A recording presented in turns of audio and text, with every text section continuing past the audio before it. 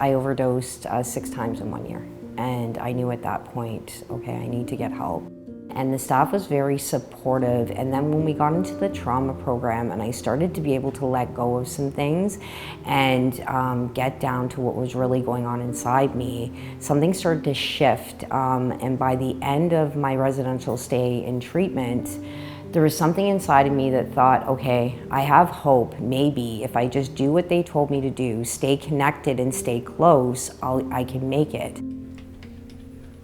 So I found out I was pregnant when I was 18 with my child's father there at the time we found out.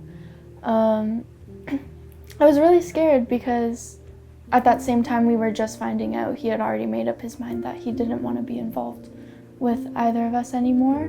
My friend's family couldn't support me anymore, so I didn't really know where I was supposed to go or what I was supposed to do.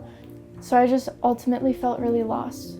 Moving into the residential support program was very overwhelming at first, but it gave me a lot of life skills that I didn't know that other people just kind of had growing up, and it gave me a lot of life skills that I still use to this day in my everyday life.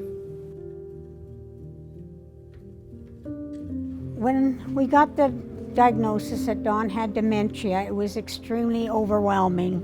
In the beginning, the first couple years weren't too bad. He kept his sense of humor, and he mostly lost his short-term memory. It started to go, and then it was hard, and I found that I didn't have the help around that I needed. One of the things they had was a caregiver coffee hour, which I would go to once a week. We would discuss how things were going with each of our spouses or our mothers or fathers, whoever was you looking after with dementia. I took a course for the last stages of dementia. That was a godsend. It prepared me for what was coming.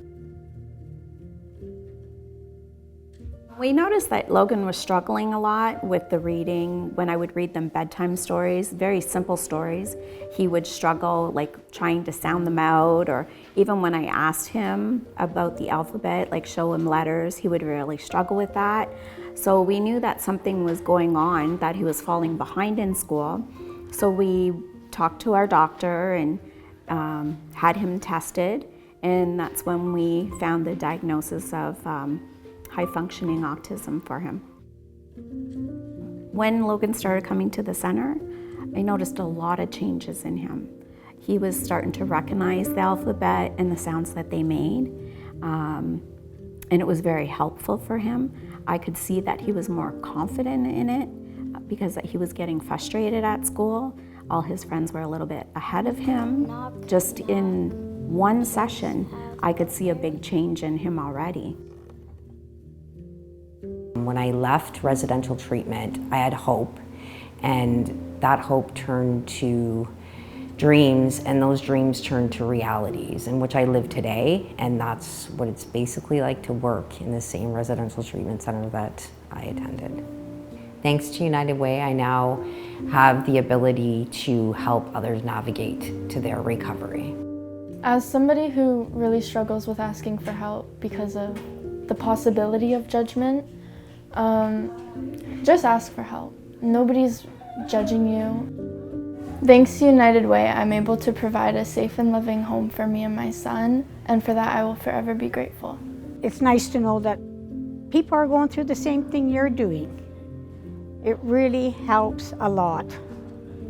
So I can't say enough about what I would have done if I didn't have those things to make the road a little bit easier for me. Thanks to United Way, families like mine can get through dementia with dignity, care, and love. You're not the only one.